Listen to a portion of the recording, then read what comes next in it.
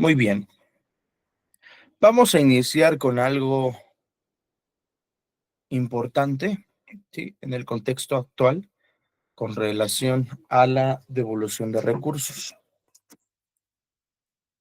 Primero que nada, la devolución de recursos, ¿sí? De una cuenta individual corresponde al retiro técnicamente de lo que hayan ahorrado, ¿sí? De lo que hayan ahorrado en su vida laboral. A eso corresponde realmente la devolución de recursos. Los recursos se van dando justamente a lo que han trabajado, a lo que han percibido de salario. De eso corresponde. Es más, antes siquiera de esto, ¿cómo se integra nuestra cuenta individual?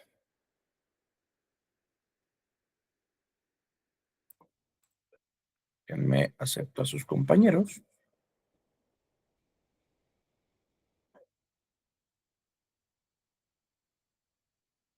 Muy bien. No vamos a tocar todo lo del SAR, IMSS, Infonavit, ni nada por el estilo, porque eso es más sencillo realmente.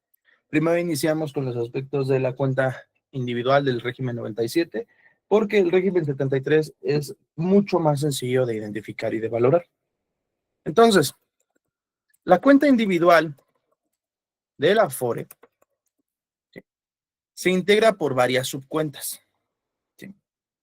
Esta se integra de forma tripartita, como habíamos mencionado, es decir, una parte la va a pagar el Estado, una parte la va a pagar el patrón y una parte la va a pagar el trabajador, ¿sí?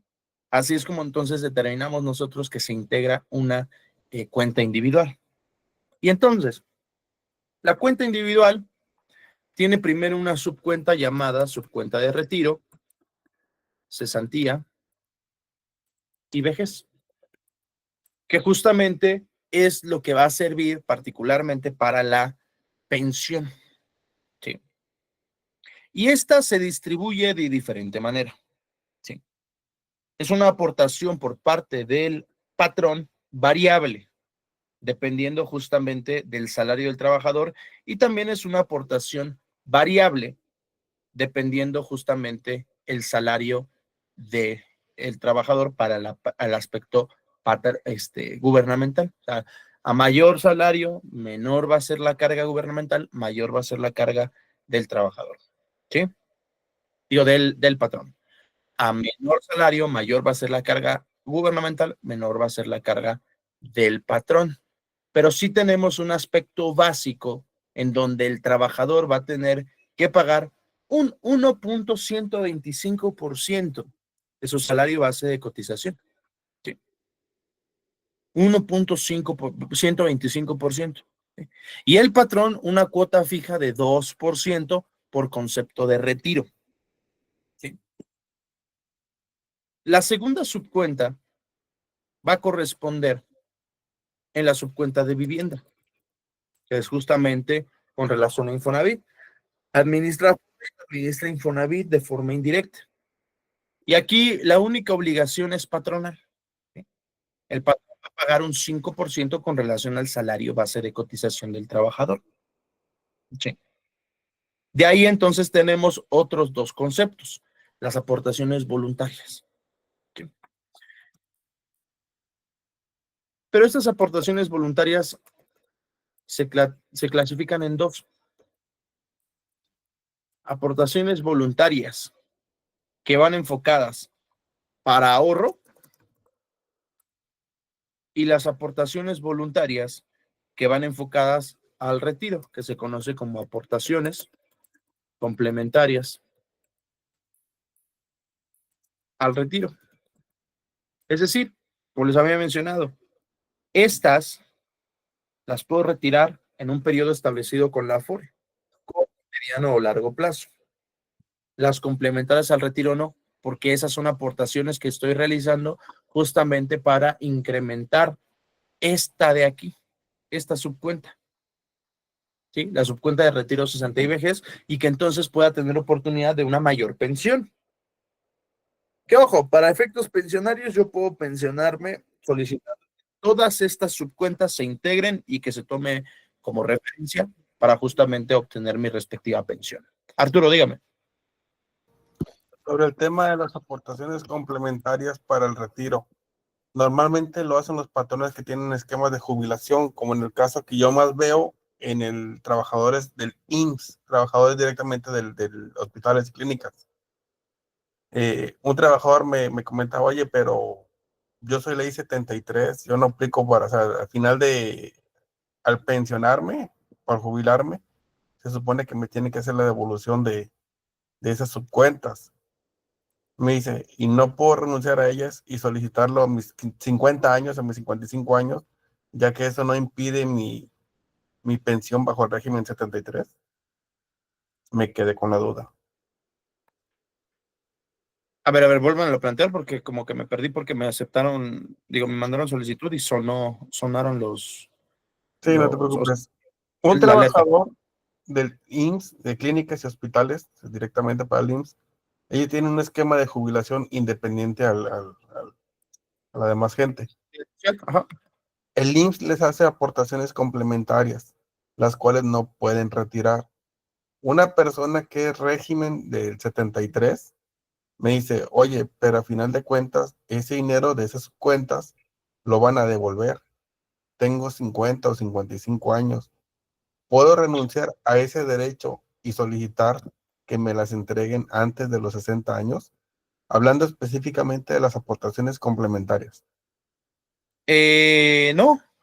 No, no, porque estas aportaciones complementarias para el retiro no son efectuadas para efectos de la pensión, sino que son efectuadas complementarias a los esquemas de ahorro. Así es, Sí. pero no puede renunciar a alguien a ese derecho o tiene que estar obligado. Eh, es que no puedes renunciar a ese derecho porque es un incentivo adicional que el patrón realiza. Entonces, al momento de que te pensionas o que no tienes derecho a pensión, cuando solicitas tu ahorro, te dan justamente esas aportaciones, independientemente de si te pensionaste o no te pensionaste. No, sí, entiendo esa parte. Yo me refería más bien a sacarlo, ese dinero en específico, Antes. antes de la edad de pensión. No, no. Se tiene que cumplir con los criterios de edad y todo para poder retirarlo, como porque integra realmente a los efectos de ahorro, ¿sí? Del SAR-IMSS, el TAR Infonavit, los integra y los complementa en régimen 73. ¿Sí? Y en régimen 97, mucho menos. En régimen 97 se quedan ahí porque son justamente para cuantificar la pensión. Pero aquí en este aspecto es un ahorro específicamente para el retiro. Entonces se tiene que cumplir con el requisito de edad para poderlo retirar. Ok. Y a lo mejor Sí, me no. estoy saliendo del tema, oyéndome por la tangente. En el caso Dígame. específico donde en la subcuenta de vivienda, arriba de los 55 años, alguien dice, ya no me interesa sacar un crédito para una casa y deseo retirar mi saldo de la subcuenta de vivienda antes de la edad de pensión. Ahí sí aplicaría, porque sí lo están aplicando, pero no sé bajo qué conceptos o cómo. Y no es bajo un crédito. ¿No lo hacen mediante un crédito? No, o sea, veo que están haciendo el trámite. A mí no me ha tocado verlo en persona, pero sí me ha tocado ver personas que lo han hecho, este, que están haciendo retiros de la subcuenta de vivienda antes de la edad de pensión. En régimen 97. Sinceramente, no sé bajo qué régimen es, pero no creo que Eh, sea específicamente para régimen 97. Es que en régimen 97 sí existe el retiro anticipado. ¿Eso lo vamos a ver? Sí, sí. Ok, entonces no Mañana, me de adelanto hecho. más. Sí, mañana, pero sí hay un retiro anticipado en régimen 97. En régimen 73 no puedes retirar tu subcuenta antes.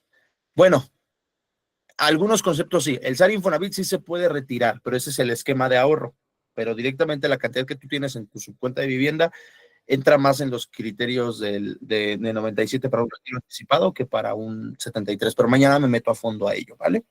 Sí, Hoy porque es estamos justamente. hablando de personas que tienen arriba de tal edad, de, no sé, 47, 48 años. Entonces Y la la mayoría retiran, es régimen 73, la mayoría. no necesariamente. Sí, No, sí, o sea, ojo. no es necesariamente que Sí, sean sí, régimen no necesariamente, 73, pero pero la mayoría van.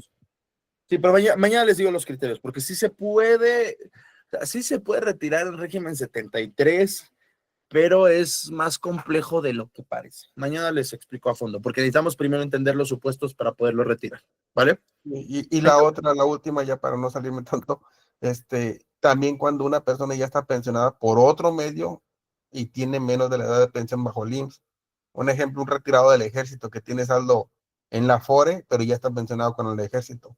Ahí también se supone que hay una opción para solicitar los Ah, recursos sí, antes de la edad.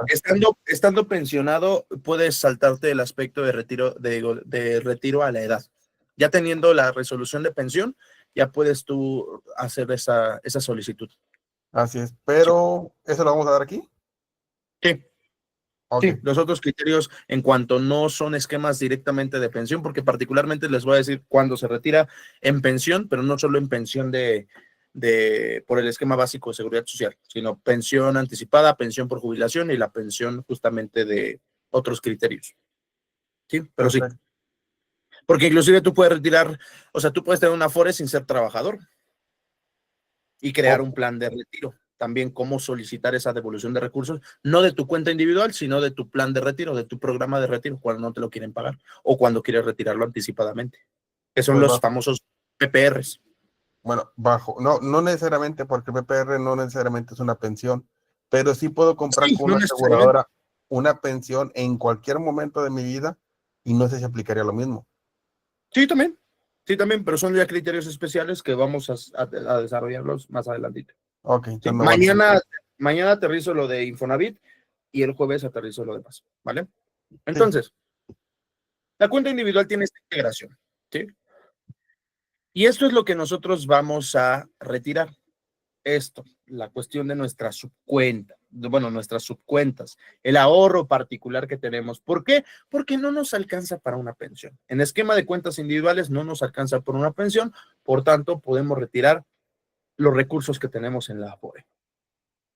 O nos alcanza para una pensión sin utilizar aportaciones voluntarias, sin utilizar vivienda o sin utilizar aportaciones completas. Bueno, esta sí, ¿sí? Pero sin utilizar vivienda y aportaciones voluntarias, lo cual es un supuesto ideal, pero no muy común, ¿sí? No muy común porque realmente con lo que se te está descontando de esto, que es aproximadamente un 12%, ¿sí? De tu salario base de cotización, con los esquemas de inversión que están desarrollando, ¿sí? Su respectiva CIFORE, no dan mucho las cuentas. Vamos a identificarlo. Un trabajador, supongamos que tiene salario base de cotización, ¿eh? No vamos a aterrizar salario general porque es salario base de cotización. Supongamos que tiene salario general son de 16,000 pesos, salario base de cotización en promedio son 17,000, 18,000 pesos. ¿Sí? Pongamos que son 17,000 pesos. Cerremos en las aportaciones que se paga en promedio 12% para la subcuenta de retiro. ¿Sí? Pongamos ese supuesto. ¿Sí? Que para la subcuenta de retiro, cesantía y vejez es el 12%. ¿Cuánto sería ese 12% de 17,000 pesos? Bueno, tendremos que hacer la respectiva multiplicación, ¿sí? De 17,000 pesos por 0,12, ¿no? Y eso equivale a 2,040 pesos. Eso es lo que tripartitamente se está pagando, ¿sí? Bimestralmente en la subcuenta de retiro. Entonces, de aquí vamos a multiplicarlo por los conceptos anuales, que en este caso nuevamente los pagos se hacen de forma bimestral, así que vamos a multiplicarlo por 6, lo cual equivale a 12,240 pesos anuales. ¿Sí? De ahí, ojo, es muy variable la aportación, yo me estoy yendo a fijo, pero es muy variable la aportación, porque depende de tus primas, depende de muchos aspectos. El salario base de cotización se encuentra definido en el artículo 27 de la Ley del Seguro Social y nos define que este se integra por el pago de salario por día, más por las aportaciones diarias de salario, más la primas, bonos, etcétera, etcétera. Es más, vamos a proyectárselas para que no haya duda. ¿Sí? Perdón, sí es cierto. Porque les dije por 6. ¿Sí? 24,000. ¿Sí? Ya, perdón, son 12, el concepto anual. Sí, porque se pagan bimestralmente, pero se pagan en atención a los meses. Perdónenme, no hice la multiplicación particular por 2. Entonces, Voy a proyectarles la ley del Seguro Social. ¿Sí? ¿Por qué? Porque todo lo relativo a seguridad social se calcula con base en el salario base de cotización. Y a veces se me confunden salario base de cotización con salario integrado. ¿Sí? ¿Por qué? Porque el primer párrafo que nos define el salario base de cotización es la misma definición que el salario diario integrado, pero muchos se quedan con eso y de repente piensan que es lo mismo, cuando no. El salario diario integrado es el salario que nos sirve para las indemnizaciones laborales, indemnización constitucional, prima de antigüedad, 20 días por año trabajado, riesgos de trabajo, etcétera, etcétera, etcétera. Pero el salario base de cotización es el que nos sirve para justamente conceptos de seguridad social. Y dice, el salario base de cotización se integra con los pagos hechos en efectivo por cuota diaria, gratificaciones, percepciones, alimentación, habitación, primas, comisiones, prestaciones en especie y cualquier otra cantidad o prestación que se entregue al trabajador por su trabajo. Esto es salario integrado, pero lo que lo diferencia es, se excluyen como integrantes del salario base de cotización, dada su naturaleza, los siguientes conceptos.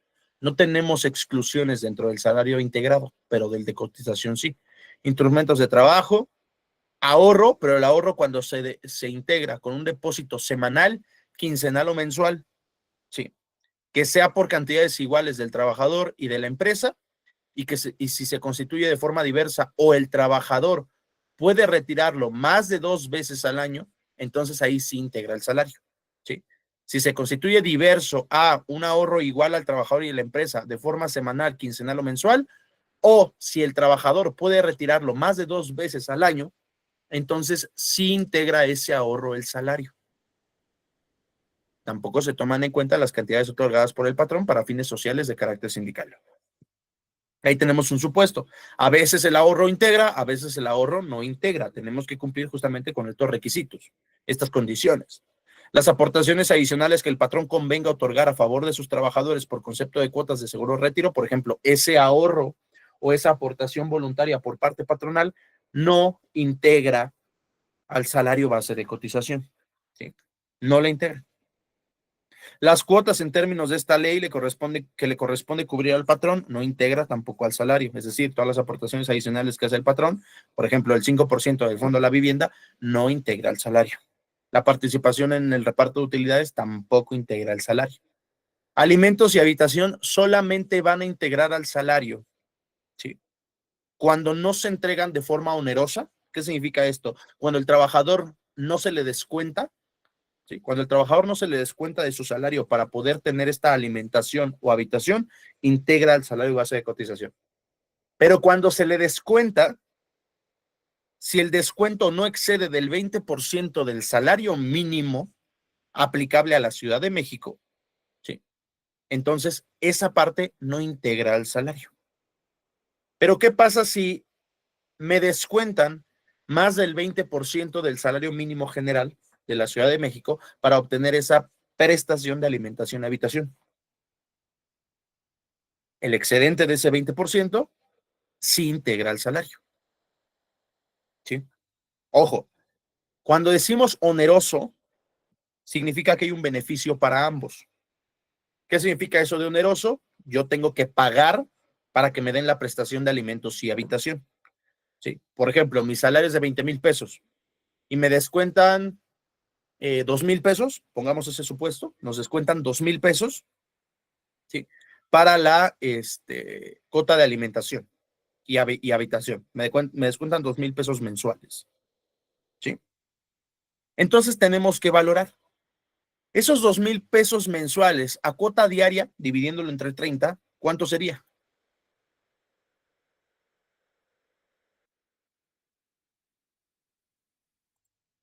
$66.66, ¿sí? ¿Cuánto es el salario mínimo en la Ciudad de México a día de hoy, 2025?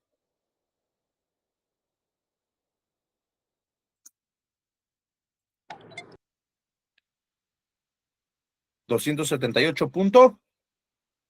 80. ¿Sí? 278.80. Entonces, saquemos el 20% de esos 278.80. ¿Sí? lo cual equivale a ¿cuánto? 278.80 por punto 20 equivale a ¿cuánto?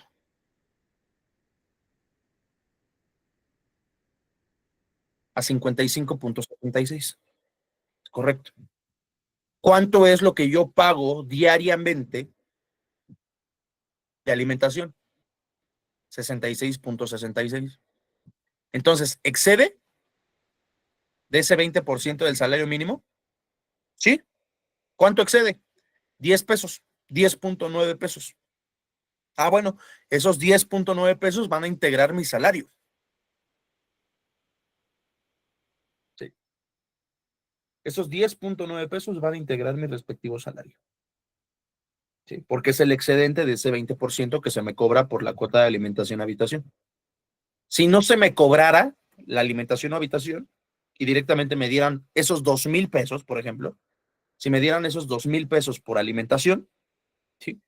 Entonces, sin que me cobren, entonces toda la aportación sí cuenta para el salario. Entonces, en vez de sumarle a mi salario, el salario base de cotización, 10.9 pesos, le estaría sumando ¿cuánto? Los 66.66 pesos. A eso se refiere oneroso. Hay un beneficio de ambos. A mí me descuentas y me das la prestación de habitación. ¿Sí? Si no me descuentas, no es onerosa, por tanto, es gratuita y por tanto, integra totalmente a mi salario base de cotización. Pero si me la descuentas, tengo que hacer esta valoración de cuánto me descuentas. Si no excediera de ese 20%, entonces no integraría esa aportación a mi salario base de cotización. ¿Vale? ¿Queda claro esto? Sí. Ok, perfecto. Ahora, las despensas en especie o en dinero, siempre y cuando su importe no rebase 40% del salario mínimo general diario vigente en el Distrito Federal, bueno, Ciudad de México. ¿Sí? Aquí no es oneroso. ¿Sí? ¿Por qué? Porque las despensas en especie o en dinero no te las cobran, son los vales de despensa. Si me dan, por ejemplo, bueno, generalmente son los vales de despensa. Si me dan, por ejemplo, esos 2,000 pesos, ¿sí?, de vales de despensa, ¿integrarían el salario? ¿El salario de base de cotización?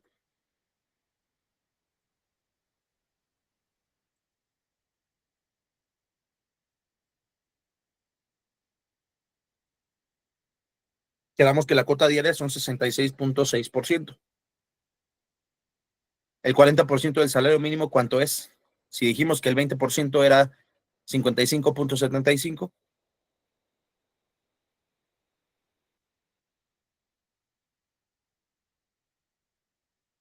El 20%. 11. El 40%, ¿cuánto es?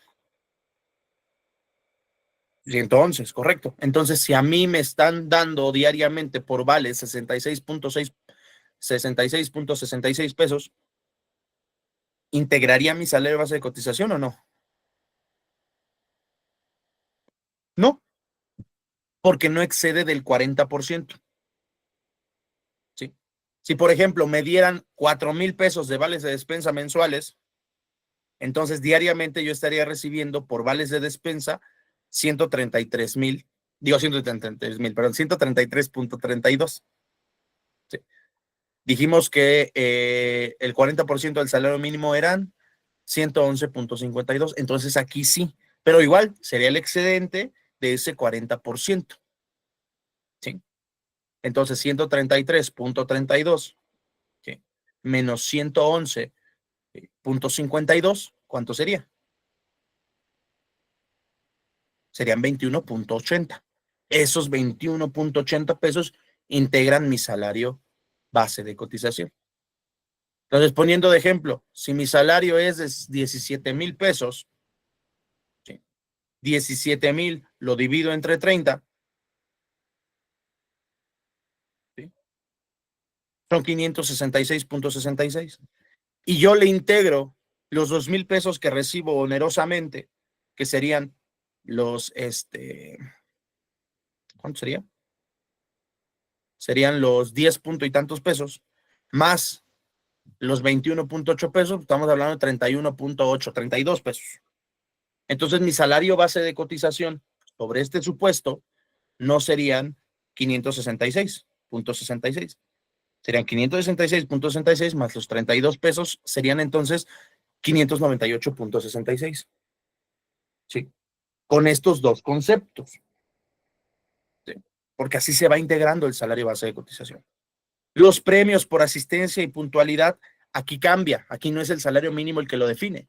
Siempre que el importe de cada uno de estos conceptos no rebase el 10% del salario base de cotización. Supongamos que el mes de ahorita el que acaba de concluir, el mes de junio, recibí un bono de puntualidad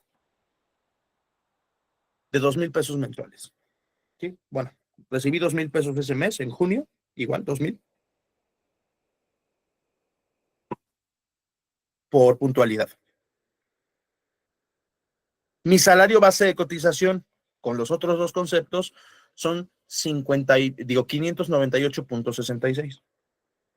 Eso lo multiplico por 0.10 para sacar su 10% y equivale a 59.86.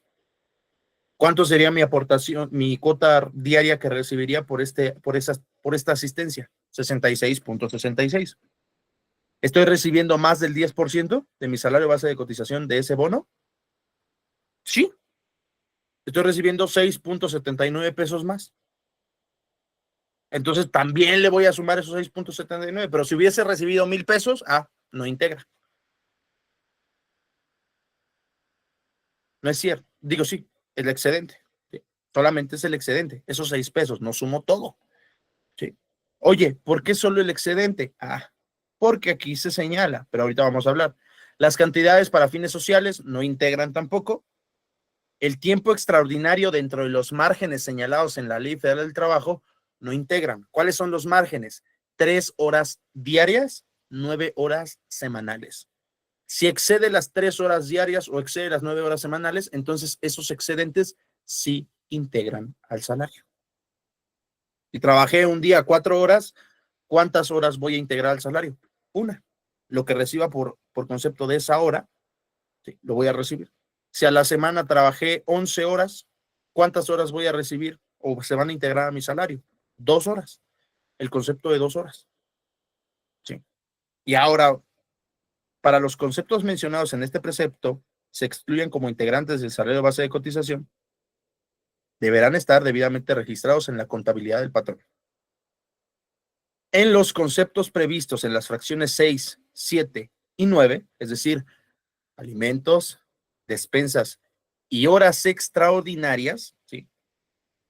Cuando el importe de estas prestaciones rebasa el porcentaje establecido, solamente se integrarán los excedentes del salario base de cotización. Pero este artículo no es limitativo, es enunciativo, por tanto, también integra la cuestión de los premios de asistencia, ¿sí? Aunque aquí, por una mala interpretación patronal y por un mal asesoramiento, llegan a pagar por estos conceptos todo, ¿sí? Es lo común. En vez de pagar esos 6 pesos que debían de pagar, ¿sí?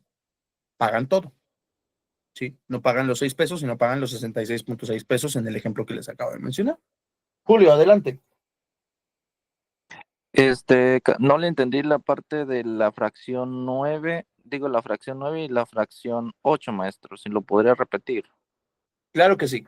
La fracción 8 dice, las cantidades aportadas para fines sociales, considerándose como tales las entregadas para constituir fondos de algún plan de pensiones establecido por el patrón. Es decir, por ejemplo, si el patrón tiene un plan de jubilación, sí, de ese plan de jubilación se hacen también aportaciones por parte del patrón. Esas no integran el salario base de cotización.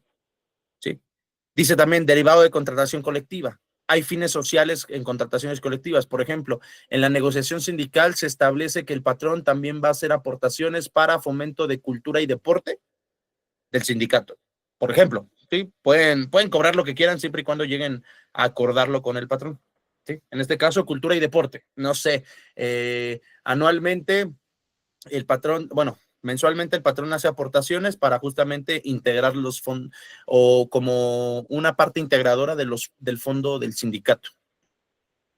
Esas aportaciones que hace para el fondo del sindicato no cuentan tampoco como como integradoras del salario. Dice, lo que sí dice, los planes de pensiones serán solo los que reúnan los requisitos que establezcan la CONSAR, la Comisión Nacional del Sistema de Ahorro para el Retiro, es decir, los planes, ¿sí?, enfocados al régimen 73, al régimen 97.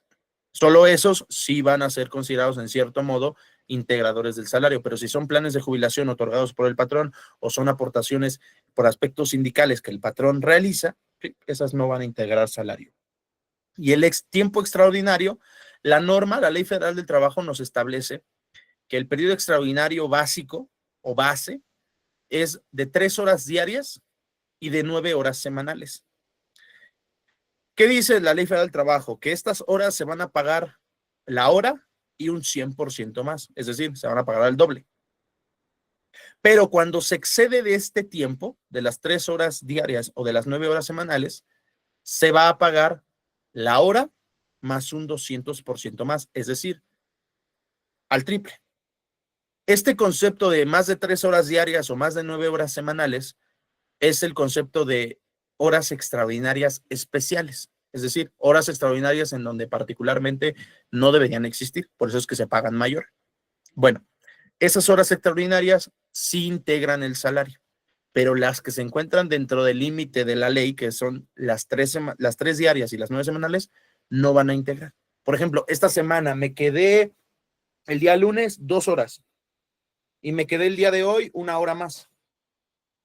Se me va a pagar la hora y se me va a pagar su 100% más. Pero esos pagos no van a integrar a mi salario base de cotización.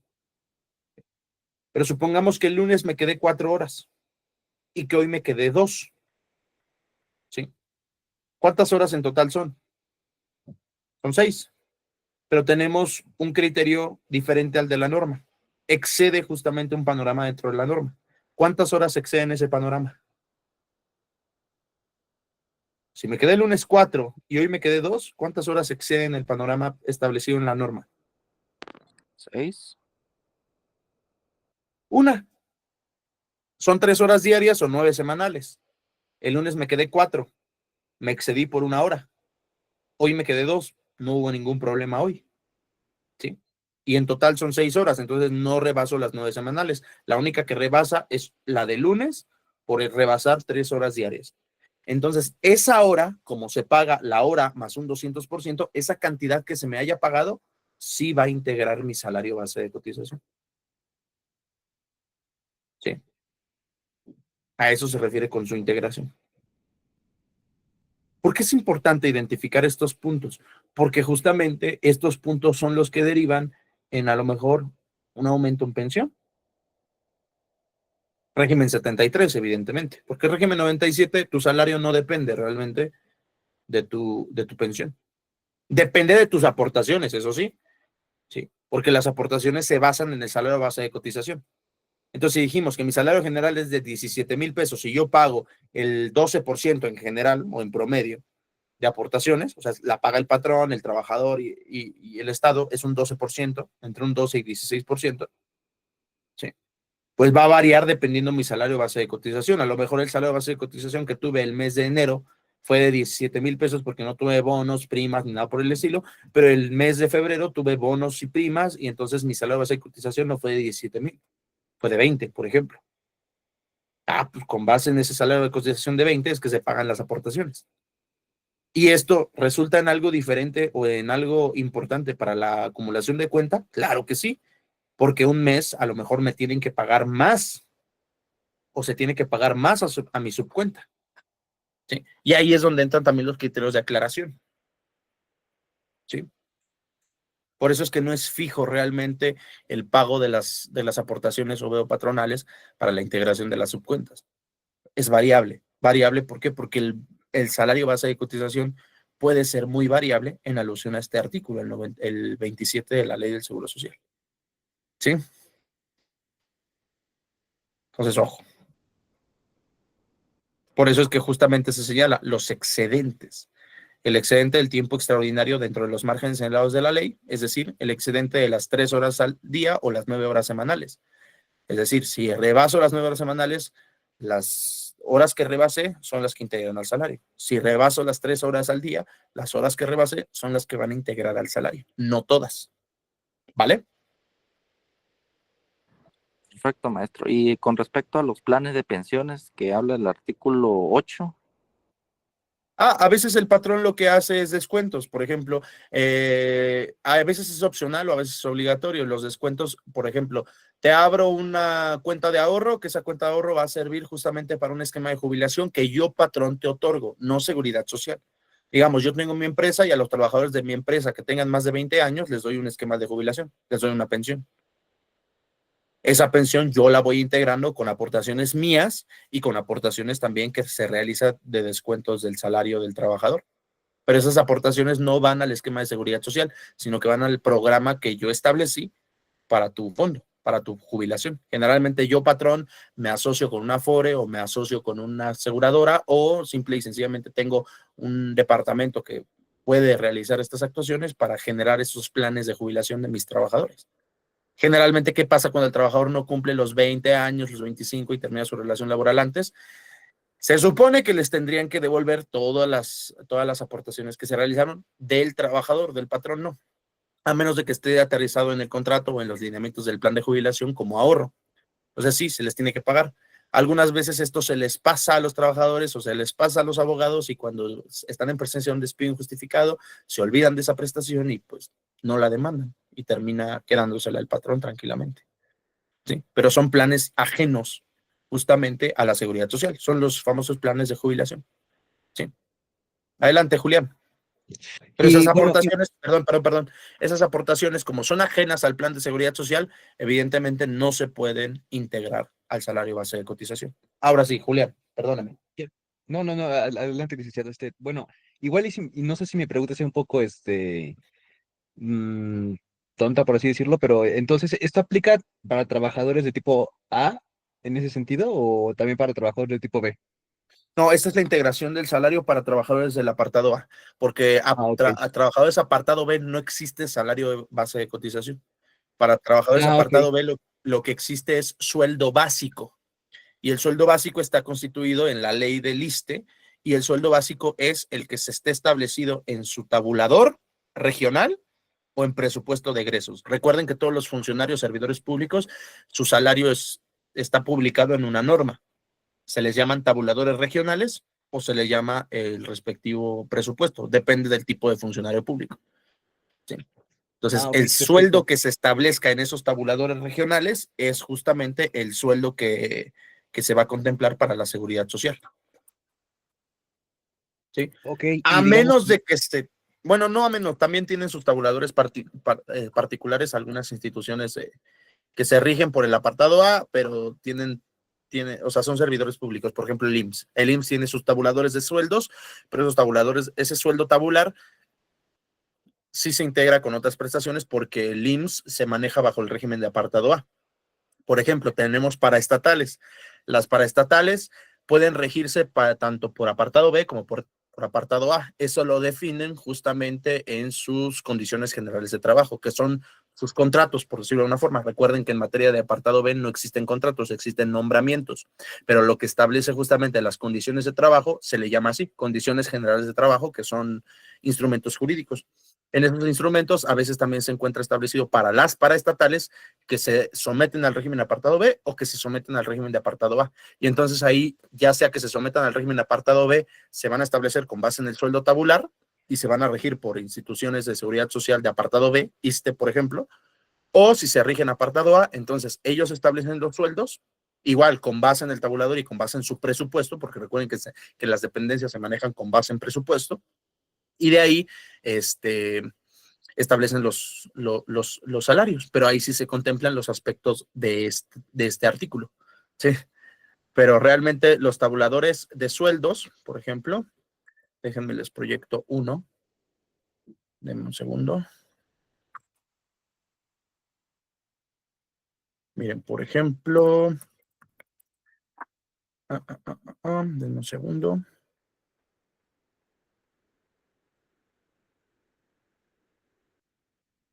Avísenme cuando puedan verlo. Este es un tabulador regional.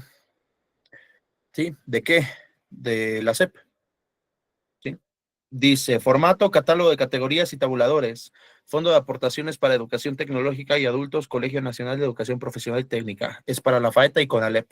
Y aquí está, por ejemplo, asistente de servicios básicos, la contratación que tiene, el tipo de categoría, la clave de pago, la clave de nivel de puesto, la clave de nivel de sueldo, el inicio de vigencia de sueldo, el fin de vigencia de sueldo, monto mensual jornada, total, aquí está 8,358.8.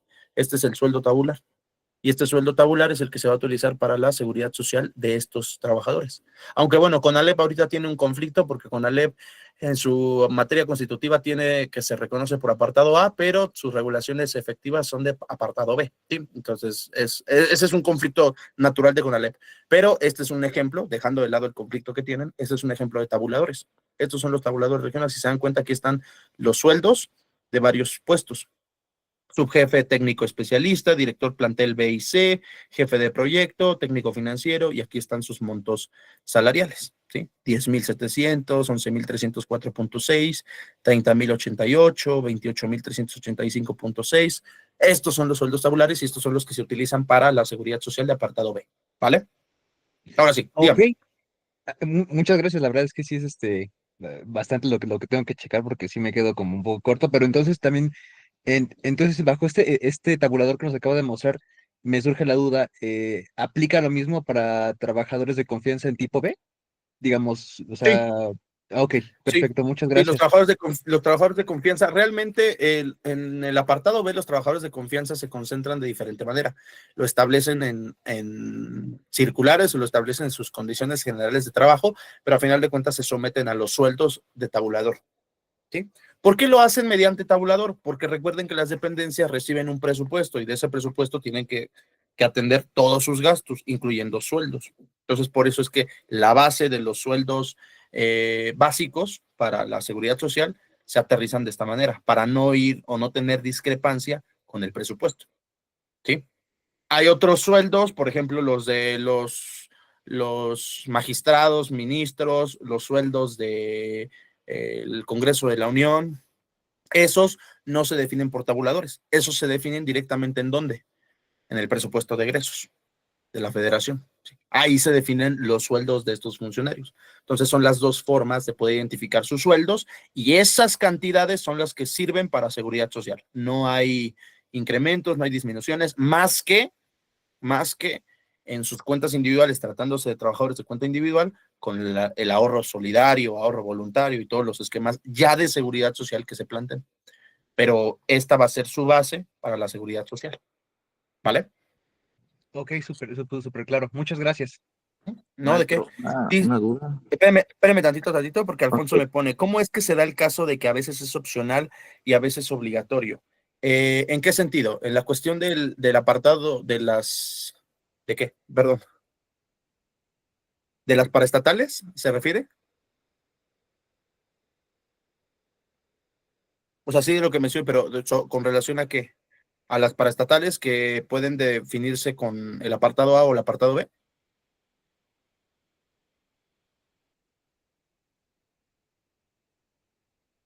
Dice a la pregunta del compañero.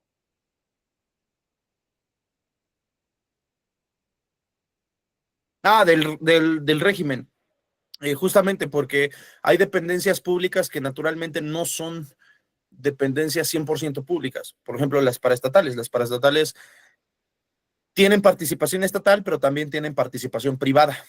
¿Sí? Un ejemplo de ellos, por ejemplo, un ejemplo de ellos sería, ya no se llama así, pero es Lotería Nacional. Ya no es Lotería Nacional porque antes eran dos paraestatales, Lotería Nacional y Pronósticos. Pero hace 2 años hicieron la extinción de paraestatales para fusionarse y ahora es Pronósticos Nacional o algo así por el estilo. De hecho, ya está por publicarse en el Diario Oficial de la Federación la actualización de paraestatales. Siempre en agosto de todos los años, se publica en el Diario Oficial de la Federación las paraestatales vigentes aquí en México. Bueno, estas paraestatales, dentro de su margen de autonomía en regulación, pueden establecer que sus relaciones laborales sean de apartado B o que sean de apartado A. Entonces, para el apartado B, a veces es obligatorio que sean de apartado B directamente, porque por su carácter de dependencia. Pero si entran en carácter de ser paraestatales, es opcional. Ellos deciden al momento de constituir sus relaciones de trabajo si se van a regir bajo el apartado B o si se van a regir bajo el apartado A. Por eso es que les menciono, apartado B es un mundo completamente distinto de apartado A. Apartado A lo pueden utilizar para trampolín al apartado B. De hecho, es la recomendación. No se vayan a apartado B sin conocer apartado A, porque el apartado A suple muchas deficiencias que el apartado B no contempla. Entonces, las leyes de apartado A son supletorias al apartado B. Simple y sencillamente, la Ley Federal del Trabajo está constituida por casi 600 páginas y la Ley Federal de Trabajadores a Servicio del Estado, Ley Federal del Trabajo de los Trabajadores a Servicio del Estado, se constituye por escasas 50, 60 páginas. Entonces, realmente, ¿cómo se complementa? Con la Ley Federal del Trabajo y con otras disposiciones, inclusive disposiciones en materia administrativa. De hecho, es un mundo distinto porque, por ejemplo, si se dedican a materia de policías, no van a pisar nunca un tribunal laboral, porque los policías, todo conflicto laboral se resuelve por vía administrativa, por contencioso administrativo. ¿Sí? Materia de educación todavía es más complejo, porque en materia de trabajadores de la educación se pueden tanto regir por apartado A como regir por apartado B, como resolver las controversias de apartado B en la materia administrativa o como resolver las controversias de apartado B en materia laboral burocrática. Entonces, por eso les digo, es un mundo completamente distinto. Julio, adelante, dígame. Sí era Julio, ¿verdad? Estaba hablando de los tabuladores, maestro, pero el detalle es que a mí me gustaría saber dónde encuentro los tabuladores de la federación. Con respecto a la federación, no son tabuladores. Con respecto a la federación, son en presupuesto. O sea, los servidores públicos de carácter federal se encuentran en el presupuesto de egresos. Sí, En el constituido en el presupuesto de egresos. Sí, pero los funcionarios públicos locales, ¿sí?, estatales o municipales, se encuentran en tabuladores regionales.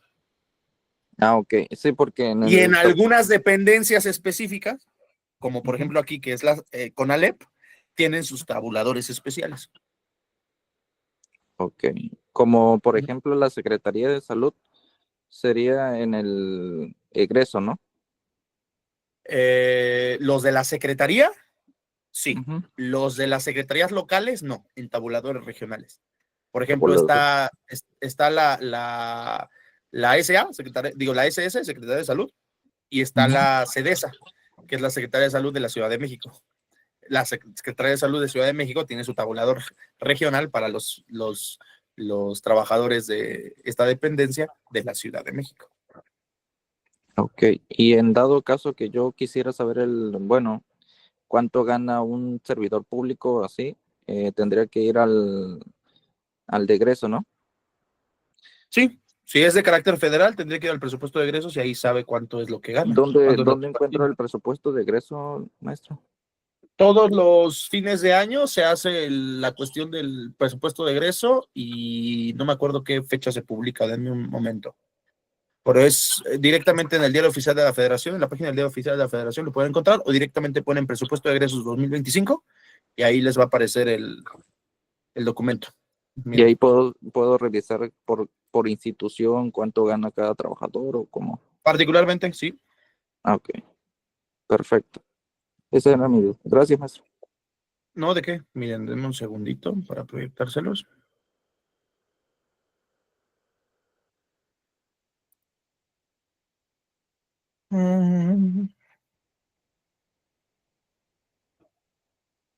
Miren, acá está. Este es el presupuesto de egresos de la Federación para el ejercicio fiscal 2025. En el artículo 12, justamente se establecen las dependencias donde se establecen los sueldos. ¿De qué dependencias?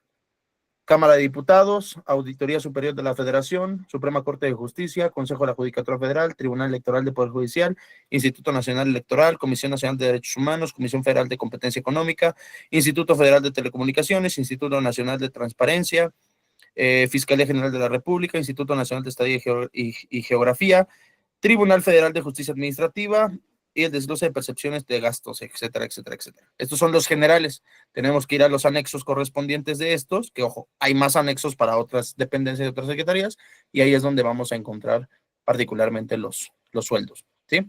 Les comparto el presupuesto ahí a su carpeta para que lo puedan ver, pero búsquenlo así, presupuesto de egresos de la Federación de Ejercicio Fiscal 2025, y el primero que les salga va a ser ese, ¿sí? Pero igual yo se los comparto en su carpeta para que lo puedan ver, ¿vale?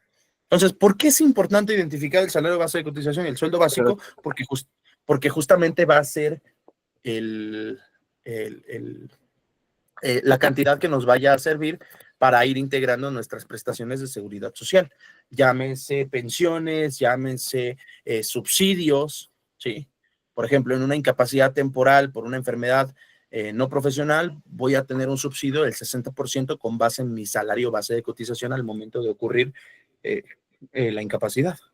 En un riesgo de trabajo voy a tener al 100% de mi salario base de cotización. No me van a pagar el 100% de lo que yo recibo por mi patrón, sino que me van a pagar el 100% de lo que está establecido en mi base de cotización, ¿sí? Que puede ser mayor. Entonces, si a lo mejor yo no estoy conforme con esa aportación porque considero que es baja en alusión a mi sueldo y demás, de ahí puedo ver discrepancias a la hora de que el patrón, ¿sí?, establezca las percepciones de pago de mi sueldo, de mi salario base de cotización. De hecho, justamente aquí menciona, para que los conceptos mencionados en este precepto se excluyan como integrantes de salario base de cotización, deberá estar debidamente registrados en la contabilidad del patrón. Si el patrón lo tiene registrado en la contabilidad, todos estos, sin las excepciones, todos estos, ¿sí? Ya nos ayudó Felipe a compartirnos el presupuesto de egresos. Entonces, todos estos, si no los tiene contabilizados el patrón, bueno, debidamente registrados en su contabilidad, todo esto integra, como esté constituido, integra, ¿sí? Y ahí es donde entran los conflictos con el patrón con respecto a la debida integración de los sueldos, de los salarios base de cotización, que ese ya es un conflicto patronal, ¿sí? De ahí inclusive se puede hacer las aclaraciones patronales del salario base de cotización, o en su caso inclusive cuando el patrón no me esté dando seguridad social, ¿sí? Cuando el patrón no me esté dando seguridad social, yo poder, ¿cómo lo veo en su contabilidad? En los desgloses de mi recibo de nómina. En los desgloses de descuentos de recibo de nómina tiene que ahí estar debidamente establecido estos preceptos. Si no están, todo va a integrar, todo tiene que integrar, ¿sí? Si no están. Y eso puede generar una controversia. De hecho, si el patrón no me está dando seguridad social, ¿sí?, por el negocio informal y demás, y yo llego a demandarle justamente el pago retroactivo de las cuotas de seguridad social, voy a poder integrar todos estos preceptos sin una distinción particular, sin una excepción, ¿sí? Entonces, eso es importante para poder demandarlo, porque a veces el patrón no me da seguridad social, llevo trabajando con él 5 o 6 años. Puedo demandarle la integración y el pago retroactivo de mis cuotas o mis aportaciones de seguridad social. Primero, que me dé de alta la institución de seguridad social, y segundo, que realice el pago retroactivo, ¿sí? Pero eso sí, a mí me va a tocar, porque esto es algo importante, generalmente la carga probatoria le corresponde al patrón, pero para efectos de estas circunstancias, sí, la carga probatoria, es decir, lo que nosotros tenemos que demostrar, sí son esas percepciones, ¿sí? ¿Por qué? Porque el patrón va a decir, pues yo nada más te tengo con este salario y se acabó, ¿sí? No, a mí me va a tocar acreditar que existe X prestación, que existe X prima, que existe X concepto, etcétera, etcétera, que integra mi salario base de cotización. Y entonces poder hacer el cálculo general de todo lo que se debe de pagar por aportaciones de seguridad social. Es un litigio, no es complejo, pero es tedioso por tanto cálculo, ¿sí? De repente muchos le huyen a las matemáticas y por eso estudian derecho, pero se equivocan yendo a la materia laboral, porque en la materia laboral sí tenemos muchas matemáticas particularmente, ¿sí? Pero entonces, ahora sí, ya que sabemos toda esta integración, podemos sacar de conclusión que ¿qué? Que lo que integra mi cuenta individual es prácticamente el ahorro de toda mi vida laboral, evidentemente. Es un ahorro de toda mi vida laboral, ¿sí? ¿Y por qué lo digo así? Quiero preguntarles a ustedes, ¿consideran negociable, ¿sí?, con el IMSS, con el Infonavit, con el Afore, consideran que se puede negociar lo que me van a devolver de mi cuenta individual? Por ejemplo, ustedes en su cuenta individual tienen 1,000,000 de pesos. ¿Consideran que este elemento tendría que ser negociable con el instituto?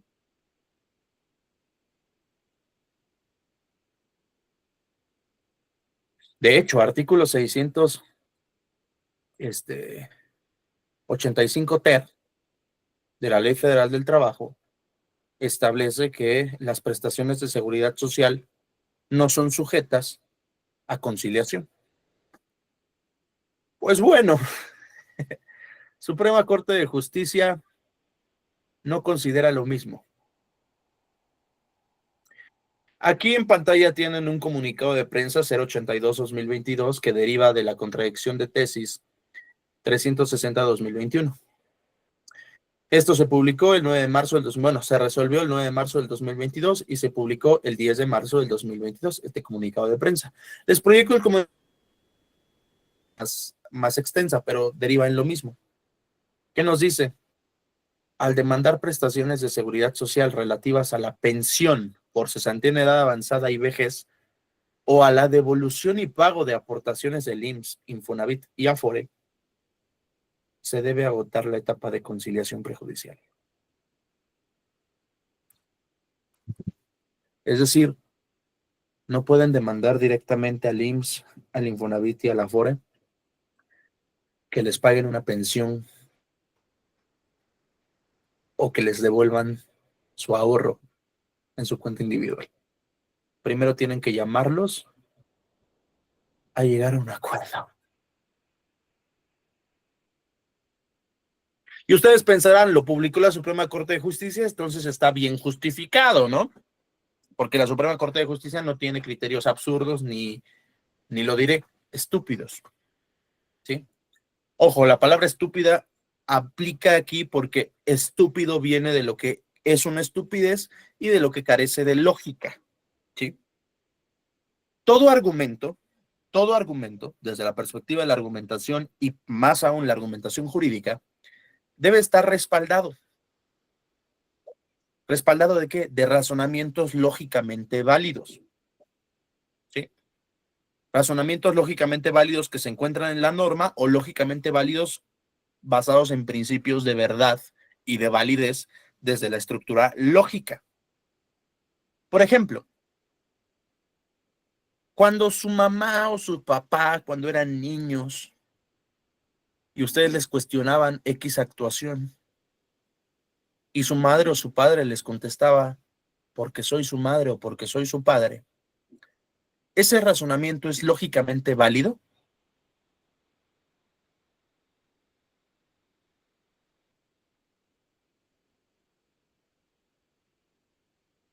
No, no, evidentemente, ese razonamiento no es lógicamente válido, ¿sí? Porque está haciendo alusión a algo llamado falacia ad verecundia, o también llamada falacia de autoridad. Esta falacia ad verecundiam o llamada falacia de autoridad, ¿sí?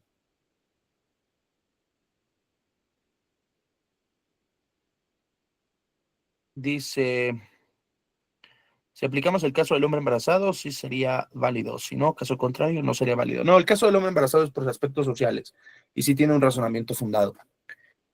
Pero el decirles, por ejemplo, porque soy su madre, porque soy su padre, porque así lo digo yo, ese es un razonamiento inválido, lógicamente inválido desde la perspectiva de la lógica formal. ¿Por qué? Es una falacia ad verecundiam, falacia que apela a la autoridad, es decir, es una falacia en la cual el argumento que se está respaldando se respalda con argumentos que lógicamente no tienen relación. Por ejemplo, si yo les dijera, prendan su cámara porque soy el ponente, ¿tiene sentido? No, no es lógicamente válido y a lo mejor ustedes podrían asumirlo, no, es autoridad y demás. No es válido porque ¿qué tiene que ver que yo sea autoridad y que ustedes prendan su cámara? ¿Qué relación lógica formal tiene? Ninguna. Yo tendría que justificar fehacientemente el que ustedes tengan que prender su cámara con un fin o con un objetivo particular. Y el que yo les diga, soy ponente, soy autoridad, porque así lo digo yo, eso no es un razonamiento válido. Como abogados no nos podemos quedar con ese razonamiento y como ciudadanos o como personas comunes y corrientes tampoco. Bueno, no comunes y corrientes, pero yo así lo digo, pero personas que no sean afines a derecho, ¿sí? Mejor dicho. Y porque en el de responsabilidad médica se ofendieron cuando les dije los médicos y personas comunes y corrientes, y los abogados luego, ¿por qué cómo comunes y corrientes? No, bueno, personas que no son del gremio médico. Ya ven el ego de abogado. Pero en fin, ¿sí? Las personas en general no tendrían que someterse a esos criterios. ¿Por qué? Porque no son lógicamente válidos. De ahí justamente en materia jurídica, artículo 14 y 16. La justificación de actos de molestia por autoridades. Tiene que estar fundado y motivado, tiene que haber una razón y tiene que haber también una permisión jurídica para poder realizar el acto. En todos los argumentos es así. Y hay jurisprudencia donde la Suprema Corte de Justicia de la Nación es muy precisa y muy exacta para darte las razones y justificaciones del por qué sí y por qué no se va a resolver de tal manera. Pero bueno, la Suprema Corte de Justicia también son humanos. También se equivocan. El único problema es que si se equivocan terminan en resoluciones que no se pueden atacar porque una jurisprudencia no se puede atacar. La jurisprudencia es y será hasta que no salga otra que la refute. Entonces nos tenemos que quedar con este absurdo y estúpido criterio. ¿Qué nos dice? Contexto, la Suprema Corte de Justicia de la Nación, bueno, la segunda sala de la Suprema Corte de Justicia determinó que se debe agotar la etapa de conciliación prejudicial cuando se demandan prestaciones de seguridad social como lo son la pensión por cesantía y vejez y la devolución de recursos IMSS, Infonavit y Afores, ya que no se encuentran en los supuestos de exclusión previstos en el artículo 685 ter, fracción tercera de la Ley Federal del Trabajo. Si leemos el 685 ter en la fracción tercera, nos podemos percatar que el legislador no tenía ni idea de lo que son las prestaciones de seguridad social. Y esto no es por algo presuntuoso, ¿sí? No tiene absolutamente nada que ver con un aspecto presuntuoso en donde yo les diga, no, yo sí sé lo que son las prestaciones de seguridad social. No. Podemos percatarnos simple y sencillamente con su lectura. ¿Sí? Aquí tienen la Ley Federal del Trabajo, 685. Vamos a poner el TER. Y ahí lo tienen. 685 ter. Quedan exceptuados en agotar instancia conciliatoria cuando se trate de ahí. Vamos a la fracción 3.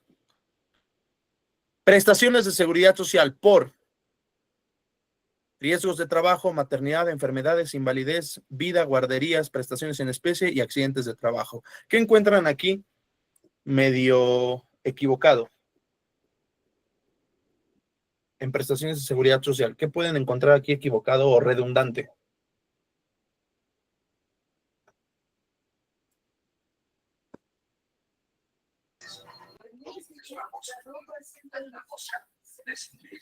Riesgo de trabajo y accidentes de trabajo. Es correcto, los accidentes de trabajo ya entran dentro de los criterios de riesgos de trabajo. Los riesgos de trabajo consideran accidentes de trabajo, enfermedades de trabajo y accidentes de trayecto. De ahí yo puedo deducir, ojo, no estoy diciendo que sea verdad absoluta, pero de ahí yo puedo deducir que no tenía ni idea el legislador sobre estas prestaciones. Y también de la práctica que hacen los legisladores, los diputados federales, porque, ojo, no es que yo haya trabajado, tengo bueno, me hicieron la propuesta, pero yo no quise, pero unos amigos son asesores, ¿sí? De diputados federales. Uno del PAN y dos de Morena, de diputados federales de Morena. Ellos ya son abogados, pero también tienen otros amigos que son estudiantes de Derecho de tercer, cuarto semestre. Y esos estudiantes de Derecho de tercer, cuarto semestre son asesores de los diputados federales. Porque, ojo, los diputados federales no necesitan ser licenciados en Derecho para poder ser diputados. Ya vieron que estaba Sergio Mayer, Carmen Salinas, etcétera, etcétera. ¿Sí? No necesitan serlo. Pero se auxilian, se supone que, bueno, no lo eres, pero te auxilias de profesionales de Derecho. Algunos se auxilian de estudiantes para que pagarles menos. Y que el sueldo está bueno, ¿eh? El sueldo 60,000 pesos, 70,000 pesos que te pagan por hacer esos proyectos de ley, está bueno, aunque sí te matan ahí. El punto es que ellos hacen los proyectos. Entonces, no es por demeritar a un estudiante ni tampoco a un abogado, pero a veces ni de la materia son y nada más son enfocados justamente a que atiendan una circunstancia que los mantenga en su puesto. ¿Sí? La reforma a la Ley Federal de Trabajo justamente está redactada con las patas. Y no lo digo nuevamente por presuntuoso, lo digo porque hay muchas resoluciones a partir de la reforma laboral que redefinen artículos de la reforma laboral. De ahí tú te das cuenta que la reforma está mal planteada. ¿Por qué? Porque ya hay muchos muchos criterios jurisprudenciales, muchas tesis aisladas que tienen que llegar a corregir las deficiencias de esto. Pero qué chistoso, hay unas que la corrigen y las definen de correcta manera y esta no. Esta no la hacen de correcta manera. Tenemos justamente, y algo muy chistoso, mismo año 2022, 2 meses después, en materia de asuntos mercantiles, actos de comercio. Una materia muy estricta, estricto derecho. Esta materia laboral acepta suplencia, es decir, se amplían las hipótesis generalmente.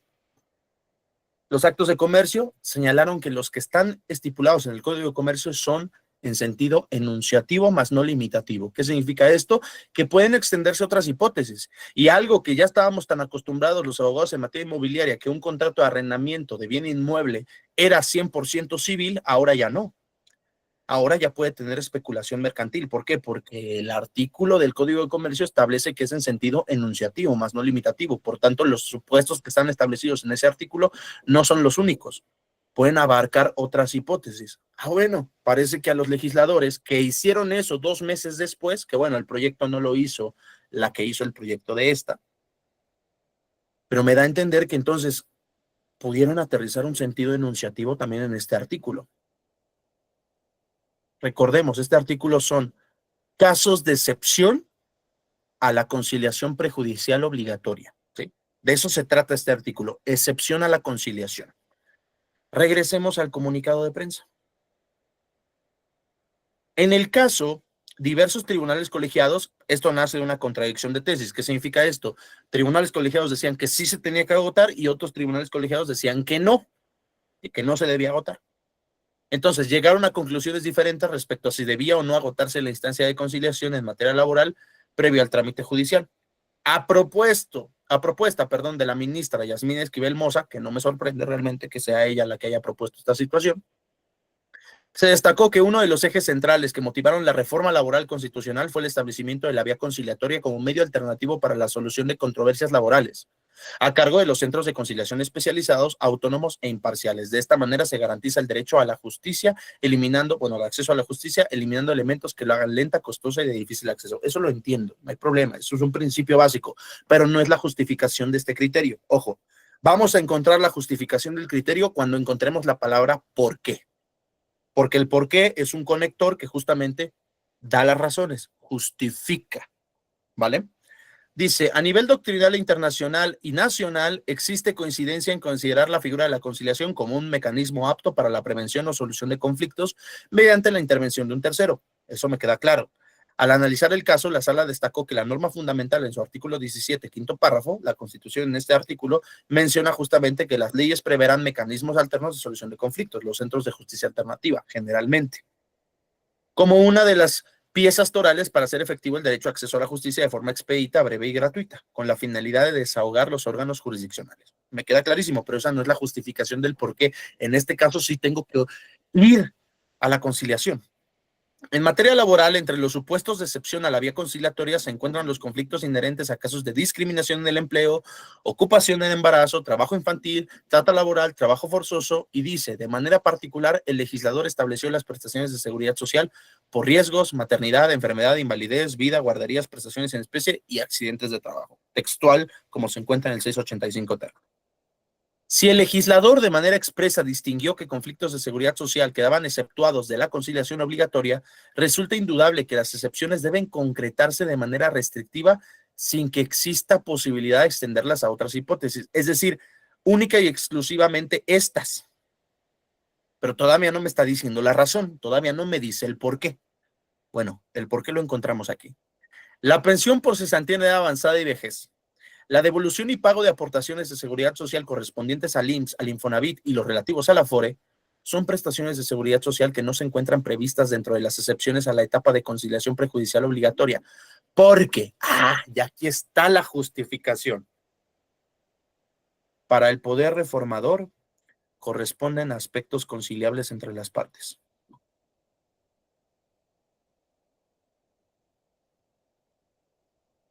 Los pongo en contexto de lo que dice la contradicción de tesis 360-2021, porque bajo la óptica del legislador, considera aspectos conciliables entre las partes. Así viene en la jurisprudencia y como lo tienen ahí resaltado, así viene en el comunicado de prensa. No me está diciendo la Suprema Corte de Justicia, para ser preciso, la ministra Yasmín Esquivel Moza, en este proyecto, porque mi mamá así lo dijo, porque soy tu madre, bueno, en este caso, porque el legislador así lo dijo, porque es el legislador el que lo estableció así. ¿Lo está haciendo o no lo está haciendo en esta justificación? Sí. ¿Qué? Hay jurisprudencias que te explican punto por punto, que de repente hasta tú dices, Suprema Corte, ya me quedó claro, ya me quedó claro, pero me estás justificando concretamente, justamente en atención a ese principio de legalidad, y que el principio de legalidad recurre también a fundado y motivado, que aquí me lo limitas a el legislador así lo vio y así lo dijo y así queda. Ok, vamos a entender lo último. De concluirse en sentido diverso, se daría pauta a extender los supuestos de excepción a hipótesis que no se encuentran explícitamente contempladas en la ley, como lo han declarado y como lo hicieron 2 meses después, ¿sí? 2 meses después, para un aspecto mercantil, señalando los artículos en sentido enunciativo, ¿sí? Que es directamente los supuestos que están en la ley, se aplica la figura, pero se puede extender a otras hipótesis, ¿no? Aquí se les olvidó eso y pensaron que existe, bueno, pensó en este caso la ministra, que existen todos los artículos en sentido restrictivo. Pero lo importante justamente es esto al final, con lo cual la vía de conciliación perdería el carácter de obligatorio que se le imprimió a la reforma con la reforma laboral. A ver, espérate, regresemos a la norma. Quedan exceptuados de agotar la instancia conciliatoria. Regresemos al comunicado de prensa, con lo cual la vía de conciliación perdería el carácter obligatorio que se le imprimió con la reforma laboral. Pues la reforma laboral en el 685 ter está justamente quitándole ese carácter obligatorio para diversos supuestos. Si realmente quieres proteger concretamente ese carácter de obligatorio, no debió existir un artículo 685 ter. ¿Estamos de acuerdo? ¿O me lo estoy inventando y realmente me estoy fumando esta conclusión?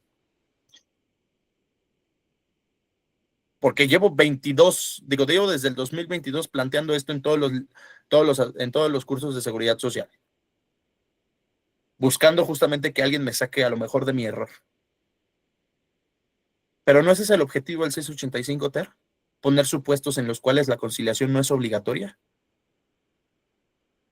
Entonces, si señalo que prestaciones de seguridad social en sentido enunciativo, todas las que deriven contra el IMSS, contra Infonavit y contra Afore, son exceptuadas de la conciliación, ¿en verdad estoy quitándole ese carácter de obligatorio a la conciliación? No. De hecho, las otras hipótesis por discriminación en el empleo, por acoso laboral, por acoso sexual, por violación de derechos fundamentales, ese se puede aplicar a todas las hipótesis, a litigios contra seguridad social, a litigios contra el patrón, a litigios contra sindicatos, contra otros trabajadores, con relación a beneficiarios. Ese se extiende a muchas más hipótesis. Entonces, ¿para qué existe un 685 ter? Pongamos ahora el contexto real para poderlo entender. No es mentira que Yasmín Esquivel Moza es una ministra, sí, con una afiliación directa a un partido político establecido, ¿sí? No es un mito, no me estoy inventando nada, no estoy descubriendo algo que no esté ya declarado, ¿sí? No estoy diciendo nada que no se pueda comprobar. Posterior a esto, una reforma a la ley de Infonavit. Posterior a esto, la reforma a la ley del IMSS, a la ley del ISSSTE, a la ley del SAR, el Sistema de Ahorro para el Retiro. ¿En alusión a qué? Al Fondo de Pensiones para el Bienestar. En donde uno de los supuestos o uno de los ingresos para el Fondo de Pensiones del Bienestar es justamente las cuentas individuales de los trabajadores que no las hayan solicitado, al cumplir 70 años o que no las hayan retirado al morir. Si te obligo a conciliar con instituciones como el IMSS, como el Infonavit y como el Afore, me permite más tiempo tener tus ingresos en el fondo, ¿no?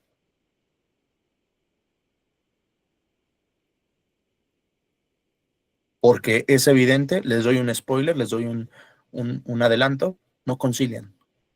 No llegas a acuerdos con el IMSS, con Infonavit y con Afore. Es más, a veces ni van. ¿Sí? A veces ni van. Ni van a la conciliación. En serio, ¿qué elemento conciliable? Pónganse ustedes en el panorama del conciliador, digo, del legislador. ¿Bajo qué argumento podrían ustedes justificar que un trabajador común y corriente se ponga a negociar con las Afores, se ponga a negociar con el Infonavit, se ponga a negociar con el IMSS, su pensión, es decir, el resultado de su vida laboral o su ahorro, el resultado de su vida laboral? Todavía un riesgo de trabajo va, te acepto que negociemos el porcentaje de valoración del riesgo, pero no, ahí sí puedo demandar directamente. Una invalidez, te lo acepto. Subsidios, te lo acepto. Pero la prestación más pura de seguridad social, que es tu ahorro por tu vida laboral, tu pensión por tu vida laboral, que depende justamente del tiempo que has trabajado, de las aportaciones que has hecho y